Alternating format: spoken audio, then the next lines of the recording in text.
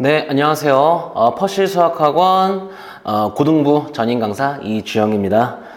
지금부터 얼마 전에 치러진, 그러니까 지금 현재 녹화 날짜로 12월 19일입니다. 당장 어제 수학시험이 치러졌었는데, 숭실고 1학년 2학기 기말고사에 대한 전체적인 총평과 주요 문항 풀이 시작하고자 합니다.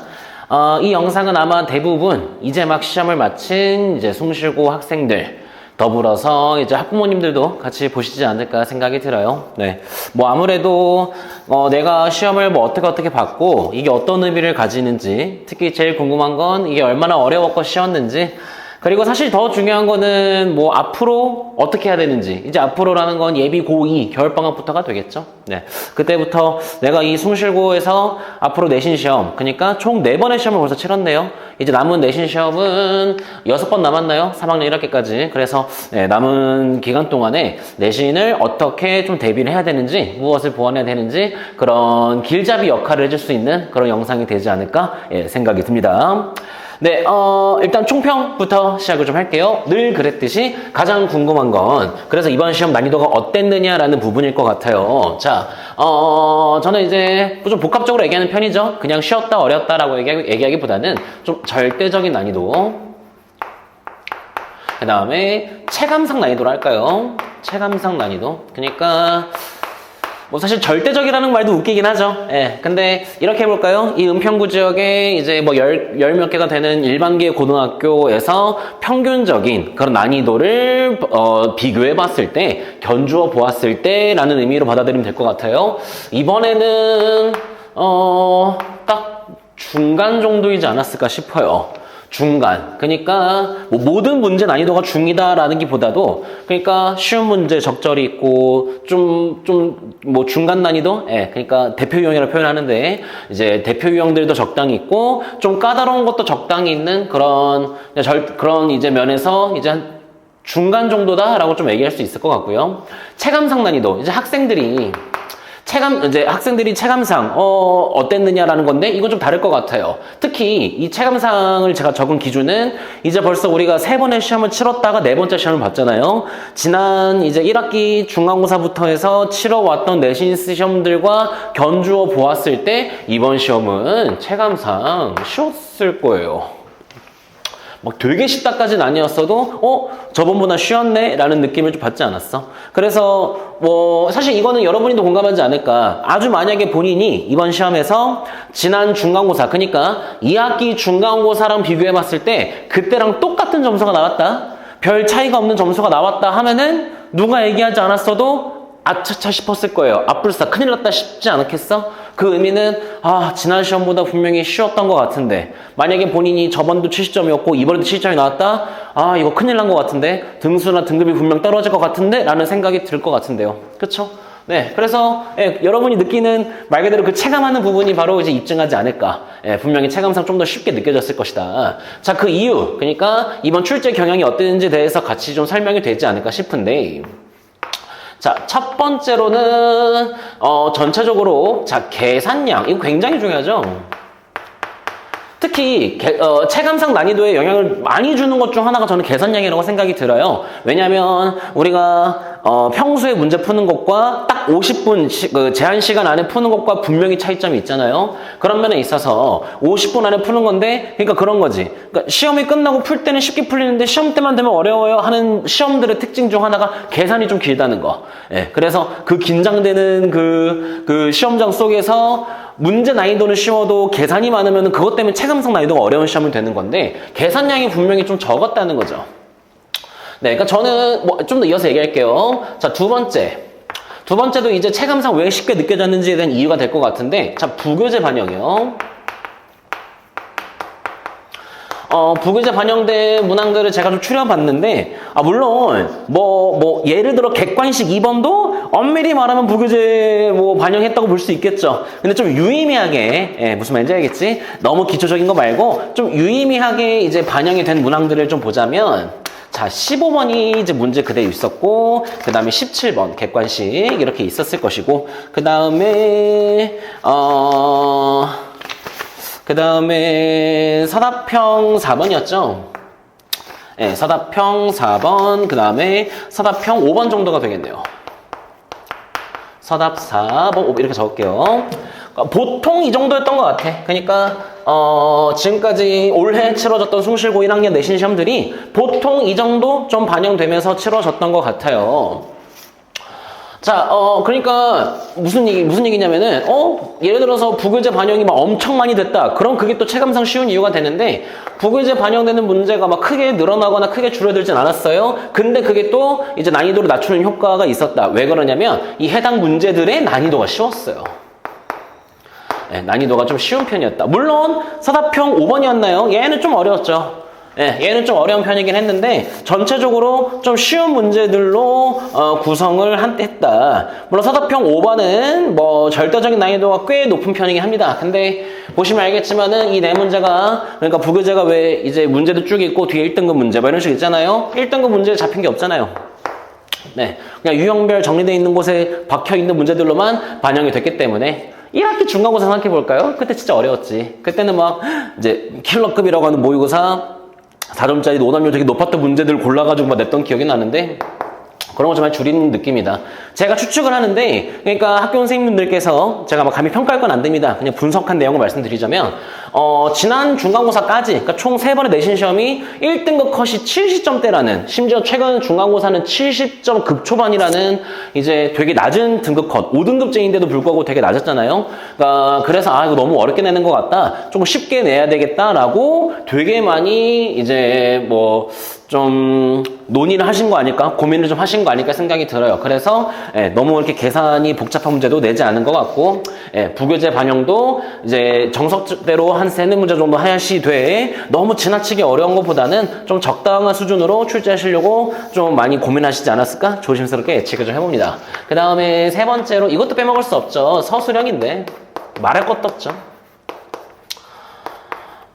이번 1학기 중간고사 얘기를 좀 많이 하네요. 그때 체감사 난이도 되게 높았거든. 1학기 중간고사 서술형 와 그때 기억나나요? 근거계 세관계 증명하시오. 증명을 낸다는 것도 미리 공지가 없었지. 그러니까 생각해봐.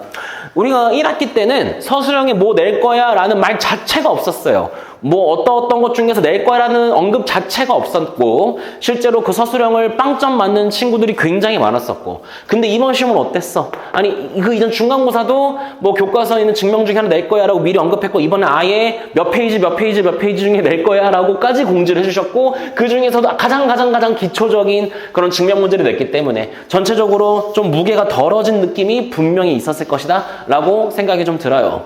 자 그래서 등급 컷이 가장 궁금할 텐데 높아지겠죠? 네, 근데 이거 예상은 제가 그러니까 함부로 하지 않으려고 해요. 이게 지금 이 영상을 보실 때는 아직 뭐 학교에서 등급 컷이 얼마다라고 아직은 공지가 안 나왔을 때일 것 같은데 근데 오를 것은 확실하지 않을까요? 근데 엄청 오를 것이냐?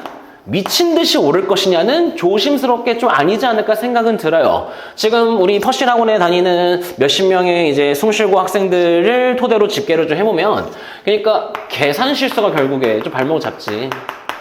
계산 실수를 얼마나 했느냐가 좀 관건이지 않았을까. 근데 이게 또 단답형이잖아요. 그러니까 우리 숭실고 특징이 객관식 몇 문제죠? 객관식 18문제와 서술형 1문제. 그 다음에 단답형이 총 5문제잖아요. 특히 단답형 같은 경우에는 특성상 그러니까 부분 점수 이런 게 이제 거의 잘 없고 그냥 아예 생으로 높은 거랑 99% 풀었다가 마지막 더하기 하나 빼기 하나 잘못해서 틀리는 거랑 결국 똑같기 때문에 그리고 이유는 잘 모르겠는데 객관식 6번인가요? 그것도 참 실수를 많이 한 것 같은데 어쨌든 그러니까 이번 지금 제 학생들 통해서도 집계해본 결과 계산 실수했어요. 그러니까 상위권 학생 기준에서도 계산 실수가 한두 개씩 계속 좀 집계가 되는 것 같아. 뭐 다 그런 건 아니지만 보니까 뭐 90점 이상 나온 친구들도 뭐 좀 있는 걸로 제가 뭐 집계가 되고 있는데 어쨌든 그래서 계산 실수의 유무가 제일 중요하지 않을까.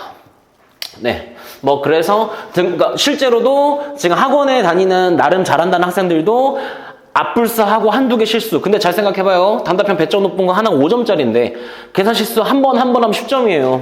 그쵸? 그래서 계산 실수한 친구들이 워낙 많기 때문에 그냥 터무니없이 올라가고 뭐 그러진 않을 것 같아요. 제가 어느 학교라고 얘기할 수는 없는데 이번에 좀 너무하다 싶을 정도로 쉽게 나온 학교가 있었는데 그 학교는 100점이 전체에서 11명인가 나오기도 했었어요. 근데 이번 시험이 그 정도는 또 아닌 것 같아서 좀 기다려봐야 되지 않을까? 좀 그런 생각이 듭니다.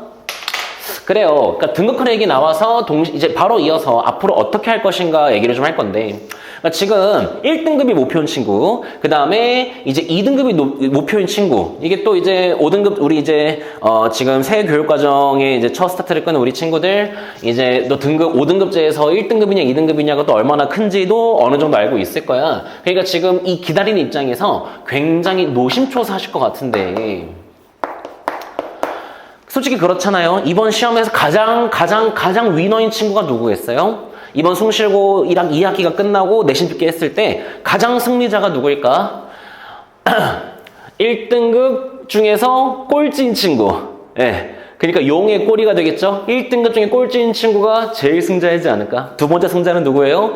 2등급 중에서 꼴찌인 친구가 그 다음 승자이지 않을까? 그러니까 결국 등급이라는 거를 무시할 수 없죠. 우리가 등급 때문에 공부를 하는 건데. 근데 지금 이 시기에 너무 노심초사하지 말자는 거예요. 제가 제 수업에서 항상 얘기하는데, 이런 게 좀, 저는 그러니까 이 긴장감이나 두려움은 어쩔 수 없는 건데, 불순물에 가깝다고 저는 생각을 해요. 자, 이거 조금만 길게 얘기해 볼게요. 그러니까 이미 1학년이 끝났어요. 이미 1학년이 끝났고 막말로 이번 1학년에 지금 제가 뭐 상위권 기준 얘기를 많이 했지만 지금 이 영상을 보는 친구들 솔직히 통계적으로 내보면 어쩔 수 없이 1등급 때 안정적인 1등급 학생들보다 2등급, 3등급 혹은 4등급 때까지 맞는 학생들이 훨씬 더 많고 그 친구들이 더 많이 이 영상을 볼 것 같아요. 그래서 제가 기만 어리게 뭐 얘기해서도 안 될 것 같고 허황된 사실을 얘기해도 안 되겠다라는 나름의 좀 책임감을 가지고 또 제가 어쩌다 보니 이 퍼실 수학학원에서 이번 1년 동안 이 숭실고에 대한 이제 총평 주요 문항 풀이를 계속 찍게 되는데요. 어쨌든 나름의 책임감이 있습니다. 그러니까 무슨 얘기냐면 앞으로 어떻게 할 건가 훨씬 중요하다는 거야. 그러니까 지금 이 영상을 보는 시점이 아직 가채점 결과가 안 나와서 그러니까 아직 등급컷 얘기가 안 나왔을 때는 괜히 되게 노심초사하고 벌벌 떨고 있지 않을까. 아니면은 이미 결과가 나온 상태에서 이 영상을 본다면은 난 끝났어.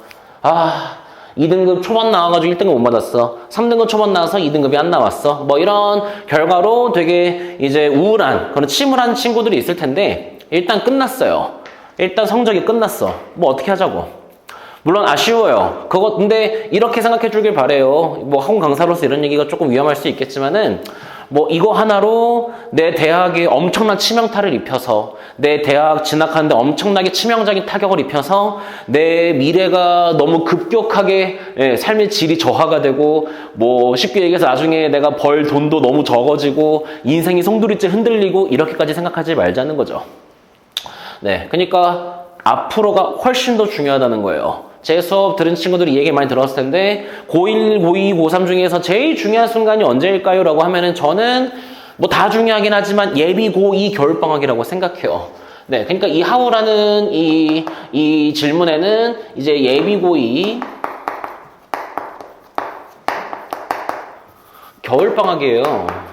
너 이때 어떻게 지낼 건데? 앞으로 어떻게 해야 되는 데가 훨씬 중요하다.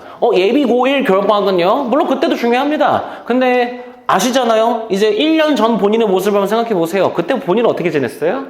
그때 거의 2-3달, 3달, 4달 되는 그 자유에 가까운 시간들을 어떻게 보냈었죠? 아직은 너무 철이 없기 때문에 고등학교 냄새를 맡아보지 않았기 때문에 그러니까 중학교 때 본인은 90점, 100점만 맞았던 사람이야 라는 식으로 이제 콧대가 이만큼 올라가 있는 상태이기 때문에 주변에 어떤 조언도 들어오지 않고 물론 주체적으로 한 친구도 있죠. 그건 정말 대단한 건데 그렇지 않은 친구들이 거의 95%, 98% 이상이야. 그래서 그때는 그 귀한 시간을 스마트폰하고 여가 시간 보내고 그렇게 많이 보내지 않았어? 그리고 선행학습에 대해서도 너무 집착을 많이 하고 그러지 않았어?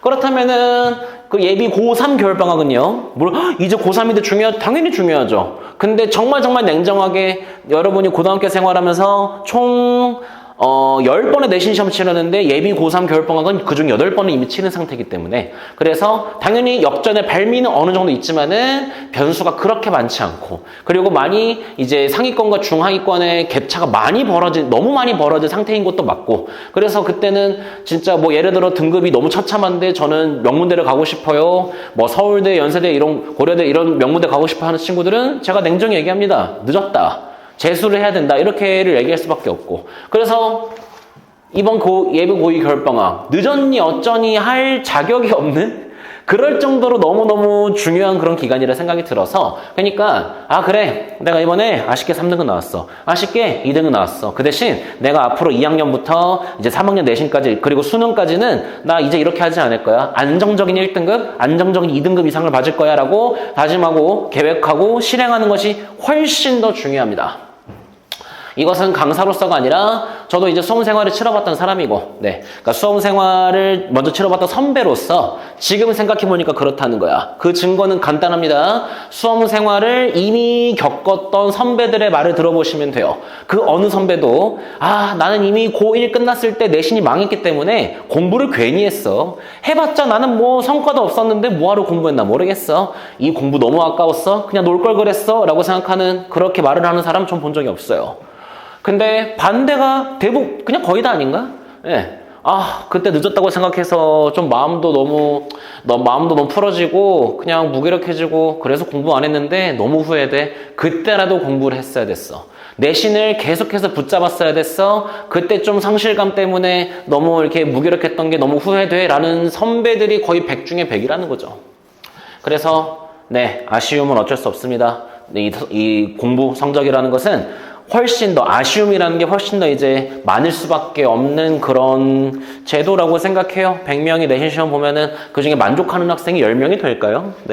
그래서 뭐 더 이상 얘기하지 않겠습니다. 잔소리가 좀 길었네요. 앞으로가 중요하다. 이번 겨울방학 플랜을 정말 남다르게 짜야 된다.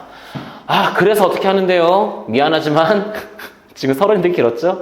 여기다 딱 적을 부분이 그래서 저 겨울방학 때 어떻게 해야 돼요? 인데 미안하지만 이제 했던 얘기 또 할 수밖에 없어요. 특히 제가 숨쉬고 총편 영상을 4번 연속으로 찍고 있죠. 4번 다 이 자리에 거의 이 위치인 것 같은데 옷도 비슷할 것 같고 이 위치에 거의 똑같은 말을 적고 있어요. 일단은 기초 개념부터 잡으시고요. 자, 따끔하게 얘기해볼까? 이번 시험 객관식에서 15, 16번까지 난리가 난 친구들은요. 실수 아니고요. 정상적으로 공부를 했다고 보기가 어려워요.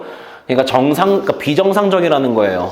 기초적인 개념도 잘 안 돼 있었을 거고요. 뭐 하나만 얘기해 볼까요? 16번에서 난리가 났나요?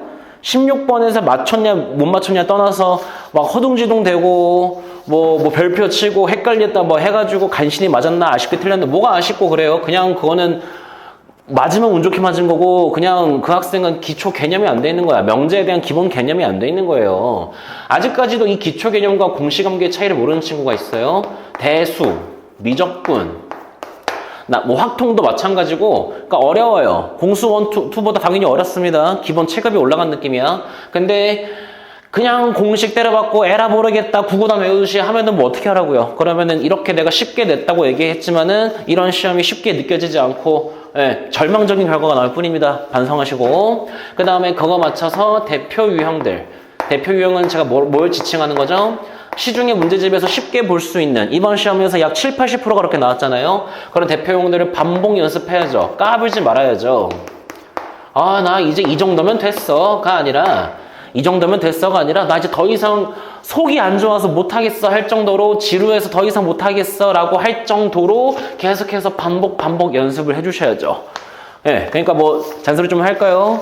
예를 들어서 뭐 14, 13, 뭐 12 이런 문제 긴장돼서 뭐 틀렸어요. 이거 뭐가 긴장이에요? 그냥 반복 숙달이 부족한 거죠. 게을렀던 거죠. 그리고 나아가서 우리 앞으로 대수, 미적분 1부터는 앞으로 어떻게 되는지 알아요? 고난도 문제. 나는 고난도 문제라고 잘 안 하고 그러니까 수능 기출이 들어가죠. 수능 기출과 그 다음에 뭐 수능 모의고사라고 할까요? 수능 범위 들어가잖아. 그치? 수능 모의고사와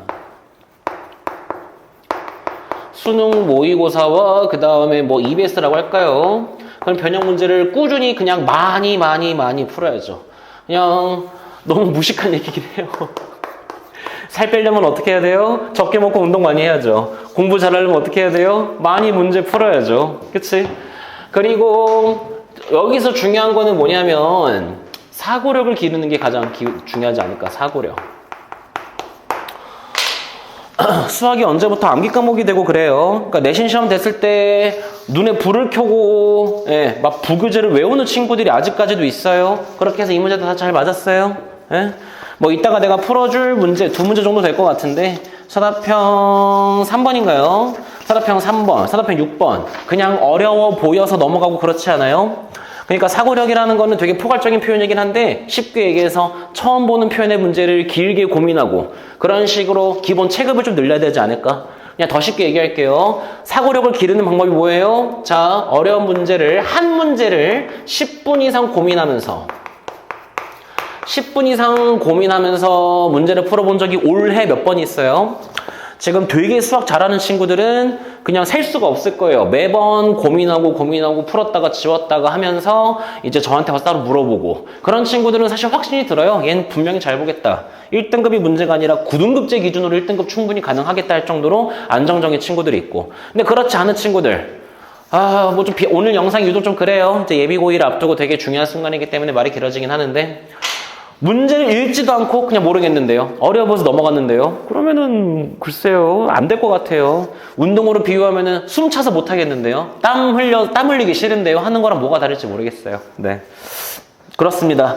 뭐 이거는 숨 쉬고여서가 아니라 그냥 이 수험 공부를 하는 애티튜드에 있어서 가장 기본적으로 꼭 배양시켜야 되는 근데 너무나 많은 학생이 그걸 지키지 않는 답답함에서 좀 말이 길어지긴 했어요. 네, 미안합니다. 어쨌든 네, 이번 시험이 특히 좀 체감상 난이도가 쉬웠기 때문에 이번 시험에서 너무 저조하게 나왔다는 친구들은 대충 여기에서 뭔가 계속 마음에 걸리는 그런 게 있지 않을까. 그러니까 평소에 좀 어려운 문제도 많이 고민하고 풀어야 된다 하는데 등한시하고 계속 답지를 보고 그랬던 친구들은 사실 뭐 여기 부교재 문제도 그렇고 그 다음에 이제 이따가 곧 풀게 될 그런 문제들 그런 것도 결국 거의 건들지 못하지 않았을까.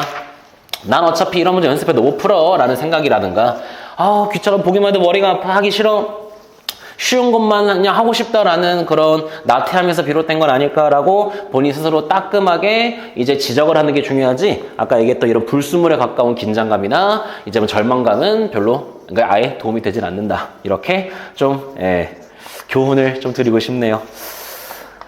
네, 좋습니다. 서론이 굉장히 길었어요. 이번에 같이 풀어볼 문제는 2문제만 해볼게요. 이제 부교재에 있는 문제는 제가 따로 풀어줄 필요가 없을 것 같고요.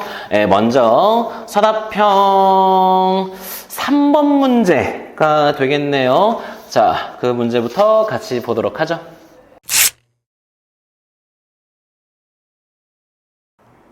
네, 서답형 3번입니다. 그러니까 이런 문제가 되게 좋은 문제인 것 같아요. 겉으로 보기에는 이게 뭐야, 이게 어려워 보여 하고 난 못 풀겠거니 하고 넘어간 친구들에게는 아주 꾸지람을 줄 수 있는 그런 문제이지 않을까 생각이 듭니다. 그냥 배웠던 대로 해당 유형에서 어떻게 해야 되는지 그냥 강조 많이 받았던 그냥 배웠던 대로 하면은 이렇게 하면 되나 싶을 정도로 아주 간단하게 답이 나오는 그런 문제였어요. 자, 보겠습니다. 최고차함계수가 양수의 이차함수 fx가 있고요. 그리고 꼭지점 x좌표가 마이너스 2라고 주어져 있어요. 그러니까 이렇게 생겼을 것이고 여기가 마이너스 2다 라고 세팅해 볼게요. 자, 그걸 기반으로 gx라는 함수를 만들었는데 그 gx는 이렇게 생겼대요. x가 마이너스 2보다 작을 땐 이렇게, 마이너스 2랑 1 사이는 이렇게, 1보다 클 땐 이렇게, 그리고 이런 거 등호가 어디에 있냐 없냐 이런 거 잘 보라시라고 얘기했고, 자, 그렇게 해서 만든 gx는 치역이 실수 전체이다.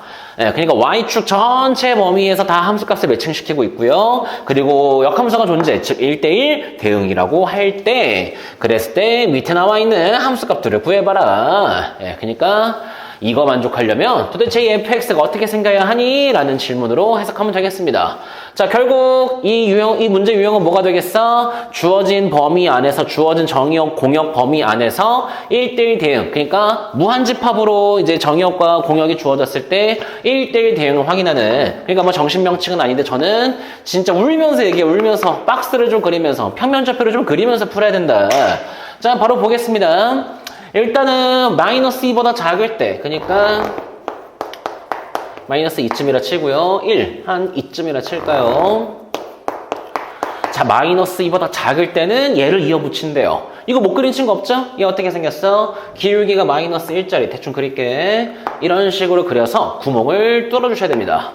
그럼 원래 같았으면은, 자, 여기 점이 어떻게 돼요? 마이너스 2, 대입하시면 6인 것을 알 수 있고요. 여기는 모릅니다. fx를 중간에 이어 붙였을 것이고, 그 다음 1보다 클 때는 이렇게 생긴 거를 이어 붙여요. 얘는, 이것도 대충 그려볼게요. 이쯤이라 할까요?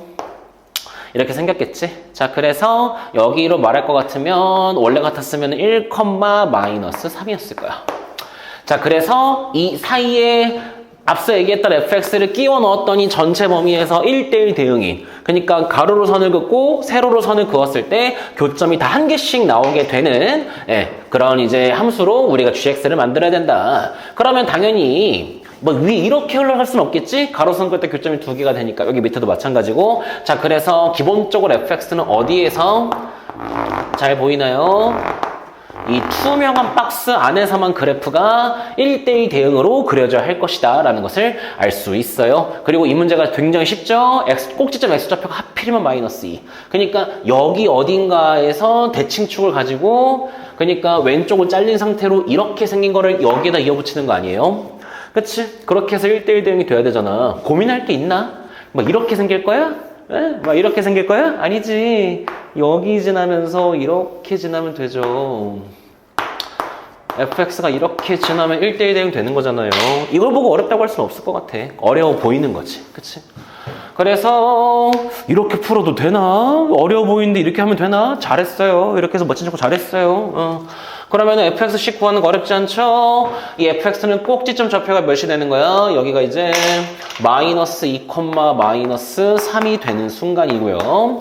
최고차계수 1이라고 최고차계수 모르죠? 미안해요. 그러면은 fx는 최고차계수 뭔지 모르고 양수일 거예요. x 플러스 2의 제곱 마이너스 3 해주시고. 그리고 a를 구해야 되겠는데, 자, 여기 점을 구해야 되잖아요. 여기 점으로 말할 것 같으면 1,6입니다. 자, 그래서 1,6 지난다. 대입해 주시면 6은 1 대입해서 9a 마이너스 3. 그래서 9a는 9가 된다. a는 1. 아이고, 최고차계수도 이렇게 깔끔하게 줬잖아. 그치? 그래서 그치? 뭘 더 얘기해? 자, 마무리가 뭐죠? G 인버스 마이너스 10. 그 다음에 G 인버스 마이너스 3. G 인버스 7. 이거 구하라고 하네요. 센스를 좀 발휘합시다. G 인버스 마이너스 10 구하라는 거는 이 fx에 뭘 대입해야, 뭐 이렇게 적어볼까? 그러니까 얘가 뭐 k라고 했을 때 k1이라 할게요. 그러니까 fx에다가 뭘 대입해야 마이너스 10이 됩니까? 라는 질문이고, 근데 보시면은 여기가 마이너스 3이야. 마이너스 10이면 저 밑에 이렇게 슝 그었을 때 교점이니까 이 그래프 위에 있는 점이 되겠지. 그치? 그러니까 저 함수식 저기에다가 뭘 대입했더니 마이너스 10이 나옵니까? 라고 보시면 되겠죠. 그렇게 해서 K1, 즉 첫 번째 G 인버스 마이너스 10은 이항하시면은 몇 나옵니까? 8 나오나요? 네, 그래서 얘는 8입니다.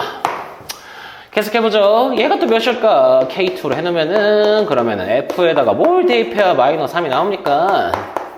라는 거고, 마이너스 3, 이면은, 뭐야, 여기 아니에요? 그냥 여기 적혀 있었네. 그러니까 뭘 대입하 마이너스 3이에요? 마이너스 2 대입하면 돼요. 아, 그렇군요. 그러면은 K2는 마이너스 2예요. 마이너스 2.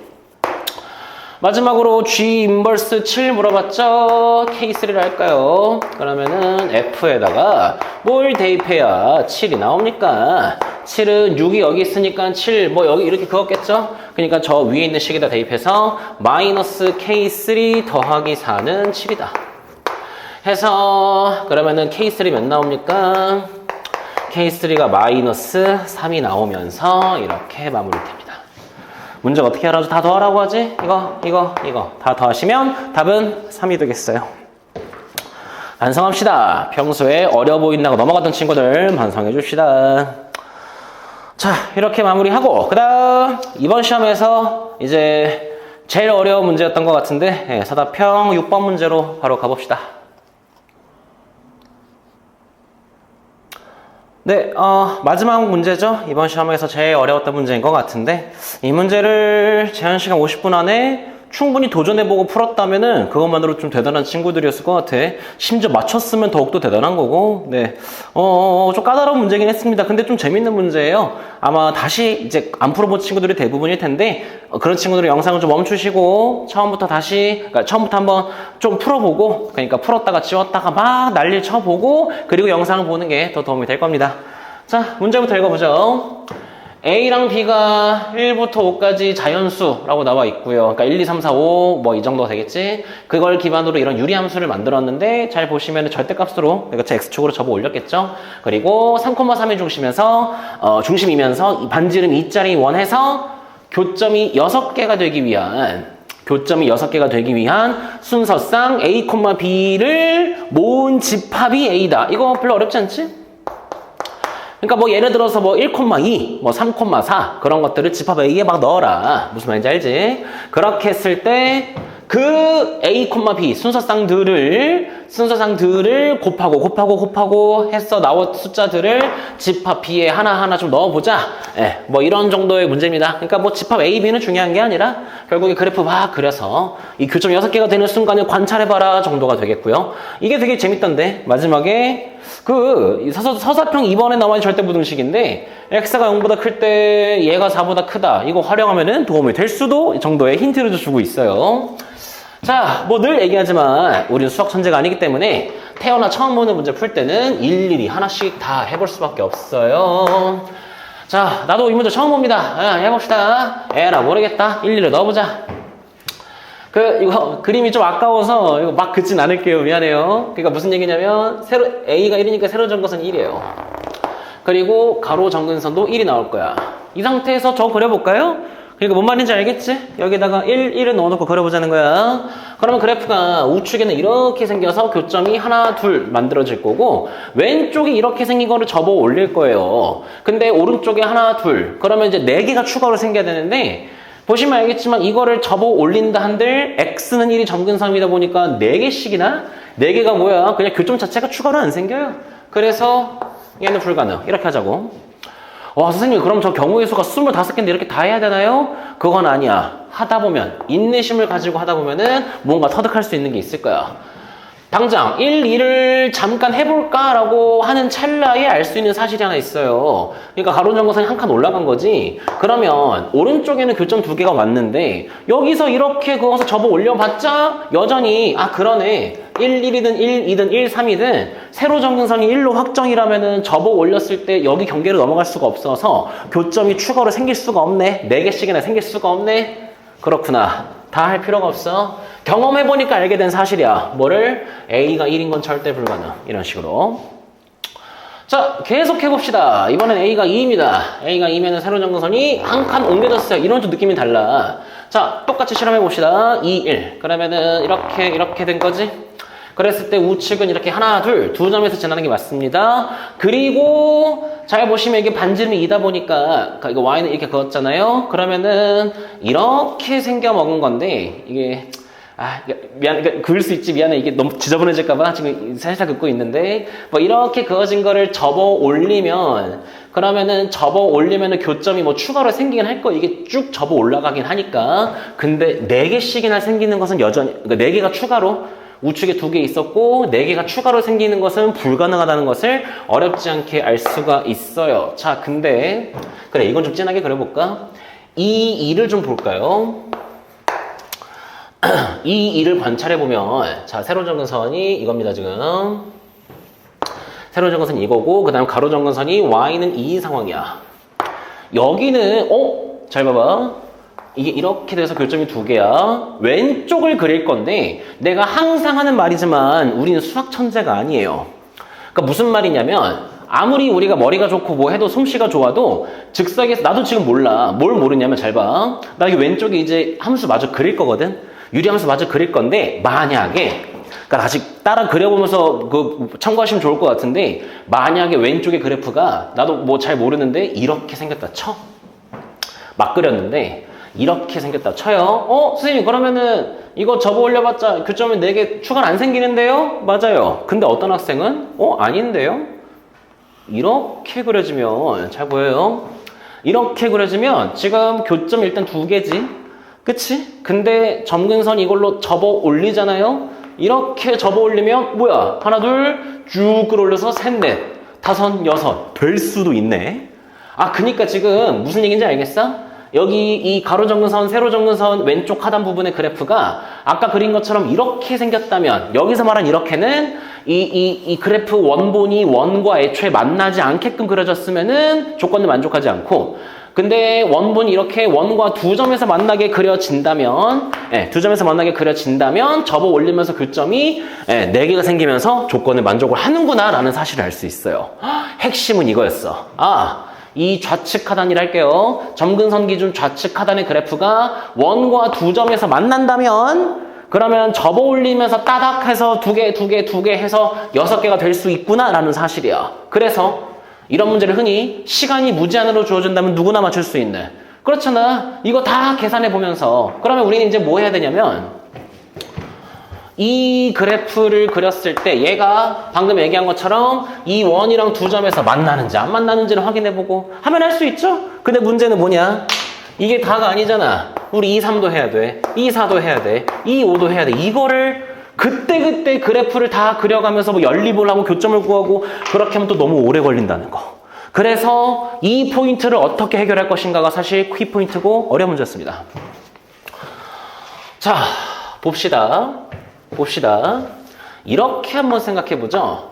그리고 이 발상이 바로 이거를 이용하는 키가 될 것 같은데 자, 지금 우리는 x는 a, y는 b가 점근선인 유리함수를 가지고 말이야 이렇게 생긴 그래프.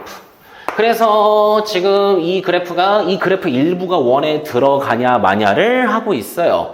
자, 첫 번째 아이디어는 뭐냐면요. 자, 원 보고 또 얘기해볼게. 원이 지금 3,3이고 3,3이고 지금 반지름 2짜리 원의 방정식 나와 있잖아요. 우리 원 위에 있는 점 볼까요? 원 위에 있는 점 예를 들어 3,5가 있지. 자, 3,5 대입해보세요. 몇 나와요? 4. 그러니까 좌변이 4가 나와서 4는 4랑 같다 이렇게 나올 거야. 그치? 근데 만약에 3,6을 대입하면 어떤 일이 벌어지는지 알아요? 3,6을 저기다 대입하시면 그러면은 좌변이 9가 되나요? 그러니까 4보다 커져요. 자, 하나 더 얘기해볼게. 3,4를 대입해볼까요? 3,4를 저기다 대입하시면 좌변이 1이 되면서 4보다 작아져요. 자, 무슨 얘기냐. 3,5로 대입하면은 4는 4랑 같다. 내부에 있는 점을 대입하게 되면은 1이 4보다 작다. 이 외곽에 있는 점을 원 외곽에 있는 점을 대입하게 되면은 9가 되면서 4보다 크다? 이렇게 나오게 된다는 거. 그러니까 이런 느낌 아니야? 3,6이 실제로 원의 중심이 3,3이고 반지름이 3짜리인 원 위에 있는 점이니까 원 외곽이 있을 것이고 3,4를 대입하게 되면 그거는 3,3의 중심이면서 반지름이 1짜리인 원이 되는 거니까 이 원 내부에 있는 점이 관찰이 되는 거야. 자, 이 사실을 잘 기억해 주세요. 그래서 내가 하고 싶은 방법 뭐냐면은 그러면 이 유리함수가 이렇게 혹은 이렇게 생겼는지를 확인하는 방법 중에서 이 유리함수 위에 있는 점 중에 하나가 잘 보이나요? 유리함수 위에 있는 점 중에 하나가 즉 저 원의 방정식 좌변에 대입을 했을 때 만약에 그게 이렇게 4보다 작으면은 내부에 있다는 거니까 이런 식으로 그려지게 될 것이다. 원 안쪽으로 그래프가 위치한 것이 확정이 될 것이고 아니면 이 유리함수 위에 있는 점을 전부 다 이 원 위에 대입을 해봤을 때 이런 식으로 4보다 크다라는 식으로 계산이 된다면은 원 외곽에 있는 것이 보장이 된다. 이런 식으로 좀 접근해 보자는 거예요. 자, 그리고 하나 더, 이 포인트는 잘 알겠지. 하나 더 얘기하자면 사실 다른 문제에서 이런 행위를 좀 해본 적이 있을 거야. 이 대칭점이 A, B인데 여기서 제일 가까운 점. 그러니까 무슨 얘기냐면 지금 자, 잘 보세요. 2인 걸로 실험, 2, 3이었나요? 2 실험하고 있었죠? 지금 이게 되냐? 이제 이거 기준으로 계속 얘기 좀 해볼게. 이 그래프에서 이 그래프가 이 원의 내부에 이렇게 걸립니까 안 걸립니까 확인할 때 사실 모든 점을 또 확인하는 건 말이 안 되잖아요. 그 중에서 가장 가능성 있는 점이라고 할까요? 가장 이 대칭점에 가까운 점이요. 그러니까 이런 점은 이제 확인할 필요가 없고 이 점에 가장 가까운 점으로 테스트를 해보는 것이 가장 효율적일 것이다. 이런 얘기인 거죠. 그리고 그 점은 기하적으로 어떤 의미를 가져요? A, B를 지나면서 우리 이런 거 알지? 기울기 1인 직선을 그어서 만나는 점. 여기가 제일 가깝잖아. 뭐 여담으로 이렇게 원 그림 이렇게 접하는 것을 알 수 있을 거고. 그래서 우리는 유리함수 그릴 때마다 이 점과 이 점으로 테스트를 좀 감행을 할 거예요. 오케이? 네, 이 점과 이 점. 그러니까 지금 이 2인 걸로 그렸을 때는 이 점 보이나요? 네, 이 대칭점에 가장 가까운 이 점이 이 원 내부에 들어가면은 다른 점은 확인할 필요가 없다. 이런 느낌으로 좀 확인해 보고자 해요. 자, 그러면은 이 점 이거 어떻게 하니? 방법은 되게 많지? 지금 얘가 봐봐. A, B 이 파란색 직선은 A, B 지나면서 기울기 1인 직선이니까 y는 x-a 플러스 b일 거야. 그리고 이거랑 저 유리함수가 지금 이거잖아요. 둘을 연립해 보시면 x-a 플러스 b는 x-a분의 1 더하기 b가 되면서 b가 약분되고요. 식이 아주 간결하게 나와서 x-a제곱은 1이다. 풀어주시면 a는 a 플러스 1 또는 a-1이 나와요. 이게 무슨 소리인지 알겠어요? 이게 무슨 소리냐면 지금 이 점과 이 점이 얘는 a 플러스 1, 즉 x좌표가 a 플러스 이렇게 된다는 거야. 즉 a에서 1만큼 더 오른쪽에 있는 점. 그리고 y좌표도 1만큼 더 크겠죠? 기울기 1이니까 a 플러스 1, b 플러스 1일 것이고 여기 있는 점도 1 이제 왼쪽 밑으로 간 거니까 a-1, b-1 이렇게 된 것이겠고 그래서 우리는 이 분홍 색깔 점들 위주로 관찰을 할 것이다. 그리고 그 하는 과정에서 기가 막히게 약간 이런 형태가 나오기도 한다라는 것을 좀 보여줄 수도 있을 것 같아. 자, 무슨 얘기냐? 자, 내가 한번 봐봐. 지금 2인 걸로 실험하잖아요. 2. 그러면은 한 번 더 그려볼까? 지금 내가 관찰하고 싶은 거는 x는 2, y는 2. 그래서 자, 이렇게 돼 있을 때 여기 이 대칭선을 만나는 이 점으로 실험을 하겠다는 거지. 그럼 방금 이제 계산한 거에 의해서 여기 점을 확인해 봅시다. 여기 점은 이게 2,2니까 1씩 땡겨서 1,1이 될 겁니다. 그치? 무슨 말인지 알겠어? 다시 돌아와서 이 그래프 어떻게 그려진다고요? 여기 1,1 지나면서 그래프가 이렇게 지나요. 그래서 아까 얘기했던 혹시 이렇게 생겼나? 라는 일은 벌어지지가 않는다 해서 얘가 탈락이야. 이렇게. 그래서 우리 앞으로 남은 실험은 다 이 점들을 중심으로 실험을 하면은 훨씬 더 효율적으로 관찰이 가능하다라는 게 포인트가 되겠습니다. 자, 그래서 쭉쭉 해봅니다. 2, 3도 해볼까? 2, 3이면 그러면 이제 이렇게 그어졌을 텐데 그치? 그러면은 2, 3, 여기가 2,3입니다. 그러면은 이거 왼쪽 밑에 있는 점이 뭐가 되겠어요? 그러면 이거 이렇게 할까?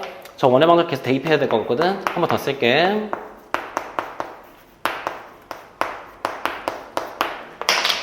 자, 여기에다가 자, 얘가 A가 2, 3일 때면은 그럼 이 좌측 하나 있는 점이 뭐가 되니? 1, 2가 되나요? 1, 2를 대입해 봅시다. 자, 대입하시면은 어떻게 되죠? 이미 4야. 더하기 1인가? 4보다 크네? 그치? 4보다 크네요. 그럼 어떻게 돼요? 4보다 크면은 외곽이 있다고 얘기했으니까 2, 3. 2, 3으로 실험을 해도 왼쪽 그래프가 이렇게 외곽이 그려지기 때문에 우리가 원하는 상황이 만들어지지 않는다라는 거. 그래서 그 다음 실험인 2, 4를 하시면 얘는 가능합니다. 2, 4를 실험하시면요. 좌측 하단인 점이 1,3이지? 1과 3을 대입해 보시면 그러면 4 더하기 4 더하기 0이 되면서 4가 되네요. 그치? 그러면 이 원위에 있는 점이 된다는 거야. 이 원위에 있는 점. 그러니까 대충 이쯤이랄까요? 그러니까 뭐 이쯤 어딘가 있을 거예요. 미안해요. 내가 그림 잘 그리지 못했어. 이쯤을 지나면서 타닥 이렇게 그래프가 그려져요. 좌측 하단이. 그래서 하나하나 그려지고 접어 올라가면서 하나하나 우측에도 하나하나 총 6개가 보장이 된다 해서 순서상을 하나 찾은 순간이 되는 거야. 이런 식으로 하시면 돼요. 그러면 이거를 활용한다라고 얘기했었지? 예를 들어서 4, 3을 넣잖아요. 4, 3을 넣잖아요. 자, 4, 3인 거 한번 그려볼까? 이번엔 주황색으로 한번 해볼까? 그러니까 이렇게 그 다음에 이렇게가 되나요? 자, 여기 중심이지. 이러면 좀 상황이 달라지는 게 뭐냐면 그러면은 여기 왼쪽 좌측 하단은 무조건 뭐 2점 지날 것 같고 이 우측이 문제다 뭐 이런 느낌이 좀 들 것 같아. 근데 여기에서 좀 재밌는 걸 우리가 할 수가 있는데 자, A가 4 그다음 B가 3이잖아요. 그러면 자, 이걸 어떻게 활용하는지까지 설명을 좀 해줄게요. 그러면은 그래프가 한 번 더 그릴게요. X는 4, Y는 3 해서 그래프가 이렇게 생길 거 아니야. 자, 여기 위에 점 아무거나 잡아보자. 이 우측에 있는 점 아무거나 잡아보자. 그럼 이 우측에 있는 점은 t, t-4분의 1 더하기 3이 돼요. 미안해, 좁아요. 그러면은 자, 내가 뭐 하고 싶냐면은 이 점을 저 원에 대입해 보는 거예요. 이해돼요? 이 점을 저 원에다 대입을 해보시면, 그러니까 아까 했던 거 이행위를 한다는 거야. 자, 대입을 해보시면은 그러면 t-3의 제곱 더하기, 자, 이거 y에다 대입하십니다. 그러면은 t-4분의 1의 제곱이 됩니다. 이거 무슨 말인지 알겠어요? 이 내용으로 말할 것 같으면 자, 얘가 양수야. 이 분모가 양수고 그거보다 1 큰 거 해서 제곱 더하기 제곱 분해를 하면은 4보다 무조건 크다며. 이거 잘 볼까? 여기보다 오른쪽에 있는 점이라고 가정을 했으니 그래서 얘는 양수 보장, 얘도 양수 보장, 얘가 얘보다 1 크고 해서 제곱 더하기 제곱 분해 1을 했으면은 볼 것도 없이 4보다 크다. 그 말은 이 점근성 우측에 있는 그래프는 절대적으로 이 원보다 외곽에 그래프가 위치했기 때문에 절대 교점이 없다. 이렇게 활용을 하라는 뜻으로 해석이 됩니다. 이런 식으로 하나하나 실험하시면 됩니다. 이런 식으로 하나하나 실험해 주시면 A가 뭐 3일 때 4일 때 쭉쭉 실험해 보시면 그 남은 한 쌍은 너네가 찾으시고 영상을 멈춰주세요. 그리고 답 확인하는 게 좋을 거야. 3, 3이 추가로 나옵니다. 더 이상은 나올 수가 없어요. 해서 집합비는 어떻게? 4, 2, 8, 3, 3, 9 더해서 17 이렇게 해결할 수 있는 문제였어요. 그러니까 이런 문제 나도 처음 봐요. 근데 평소에 선생님도 얼마나 많이 연습을 했겠어. 처음 보는 문제를 이렇게 두들기고 도전하는 연습을 해야 이런 식으로 꼬리에 꼬리를 물고 이렇게 풀이가 길고 되게 신기한 추론도 충분히 가능하다는 거. 이런 거를 충분히 연습할 수 있도록 앞서 했던 잔소리가 그냥 기분만 나쁜 그런 그냥 소리에 지나지 않는 그런 일은 벌어지지 않았으면 좋겠어요. 네, 아이고 영상이 좀 길어진 것 같네요. 긴 시간 시청해 주시느라 너무 고생 많으셨고 아주 알찬 겨울방학 되시기를 진심으로 기원합니다. 감사합니다.